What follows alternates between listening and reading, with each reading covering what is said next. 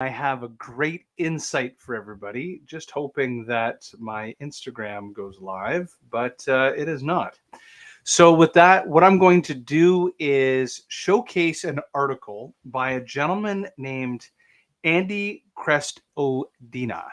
Now, this particular article was posted on Digital Marketing Tips, and this is an article for both CMOs, Chief Marketing Officers, and founders and CEOs as an insight because a lot of people are sitting there going, you know what? I'm not getting a lot of traction with my marketing efforts.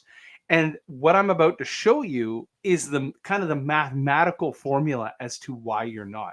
So, how about I just share my screen and we'll get right into this? So, let me go into share screen and we'll go right into this article that I think will be really valuable for everybody. So, what I'd recommend is go to Andy's post. So he's done this article and it's called This Math Pattern Explains Your Content Performance. And let's explain it. So there's something called Zipf's law. And here's the easiest way to describe Zipf's law. It's Pareto's law, but even more extreme. If you take a leader, if you were to do a Google search of a leader, I'll give you an example. When we owned the keyword social selling, 2012 to 2018, I literally, my company Sales for Life owned the first page of Google. But you know what HubSpot did a really good job of is they created a landing page, a pillar page asset that we didn't know what pillar pages were at the time.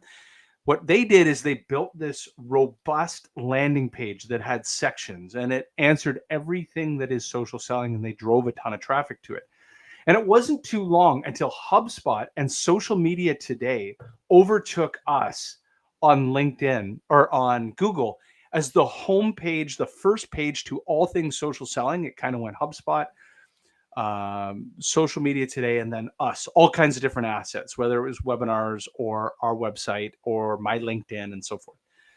But what this article is going to show you is that a few articles get most of the clicks. And I want you to focus on this, not just from, forget the paid side. I want you to focus on the organic content marketing side. A few videos get the most views, a few LinkedIn posts. And what they did is they took cohorts of looking at specific industries, and then they went in and they stack ranked all these competitors from their LinkedIn corporate pages. And organic click-through rates, all the way to video traffic, all the way to LinkedIn company pages and so forth. And it was really, really evident that there's well beyond a Pareto's law when it comes to marketing. And so this concept created by George Ziff in mind, the goal is to become the top performer. But how do you do this? This is the key insight. The key insight that I want to give you as founders, don't dabble. Don't spread yourself around like peanut butter or Vegemite or honey or whatever you want to use as your analogy around toast. Number one, think about it as mediums and messages. So if you think of what you can control, you control the decisions you make and the actions you take. And if you look at the decisions of your marketing efforts, you can control the medium at which you tell stories. So think of that as LinkedIn, Meta, Facebook, Instagram, Twitter, all these sort of things. The second insight is the story you tell. And what the data from DataBox and from Andy, who's posted this, is you pick a lane and a channel. As an example, I've spent 10 years crafting horsepower onto LinkedIn. Met 25,000 first degree followers or something like this. Primarily made up of founders, chief marketing officers, chief revenue officers. That's my bullpen of first degree connections. I'm pretty consistent about posting content. And for years and years, all I ever talked about, to the point it bored me. And in fact, that was one of the insights, 5-6 years into Sales for Life, when I thought, well, do I sell this business? What do I do next? A lot of it was predicated on the fact that I said the same thing every day for so long that it felt like maybe people weren't listening, but in fact they were. If you look statistically, like our email database grew exponentially. our web traffic was growing exponentially. I made the mistake of giving up on the golden goose, and that golden goose, I hammered away at that one topic, social selling. And our enemy at that time, we kind of played around this concept that cold calling was dead and that social selling was the antithesis, the arch nemesis of cold calling. We did this every single day over and over and over again. And we stuck while we had a little bit going on Twitter, barely anything on LinkedIn. It was really around LinkedIn.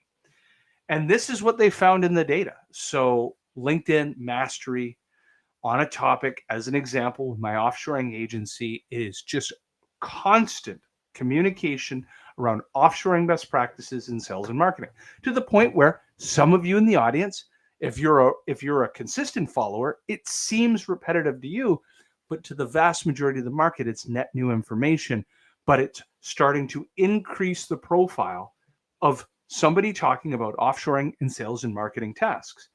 So I highly recommend you take a look at this article, because basically what it says, and many of you are feeling this, the worst part about content marketing is it's like a tree. The best time to have planted it was 20 years ago. The second best time is right now. And it does not grow quickly. Organic content marketing is exactly like a tree.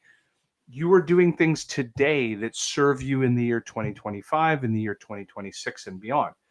And so with that, let's kind of roll through some of these recommendations, because it is slow, it is monotonous, but it pays dividends by you being hyper-focused on the medium and hyper-focused on the message. You are talking about one or two things over and over and over and over again, to the point where you bubble up on the surface. So first mover advantage is real. Brands that launch early into apps such as TikTok, LinkedIn newsletters. My LinkedIn newsletter on offshoring, there probably aren't many of them, right now has 2,200 subscribers, filled with founders, filled with chief marketing officers, and so forth. I like to believe that we're early days of talking about a topic around globalization of talent that will serve me well into the future. Next, go far. Top marketers don't do a little more, they do a lot more. And this is around consistency. This is a great point. Bloggers who go big get better results. And you can see it's around big pillar pages, big newsletters, big amount of assets, a lot of assets all the time. You can see here from the data, and stay long. It really does. Like, I can't tell you how long it takes. Started doing the newsletters for Get Leverage a year ago, doing LinkedIn Lives every day, like a year ago. And only now I'm noticing it moving from hundreds of engagements to moving into the low thousands. And then if I want to get this into tens of thousands, it has got to be about doing this every single day, and it will compound itself. So I hope you found this insight really valuable. Of course, my offshoring agency does these $5 an hour tasks of being consistent, writing a newsletter, blogs, social media posts, editing videos and posting those videos, long form and short form. It's every single day. And it can take a year for it to really start to show. But then it's this weird hockey stick that happens year 2, 3, 4, 5. It starts to really accelerate. This is a commitment.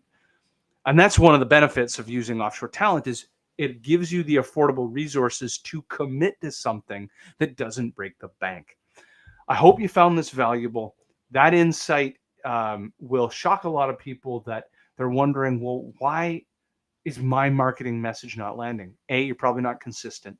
B, your medium is spread all over the place. You're not really taking one or two lanes. And your messaging, you're talking about 15 different things rather than being an expert of one or two subject matters. So I hope you found this valuable, and looking forward to our next insight.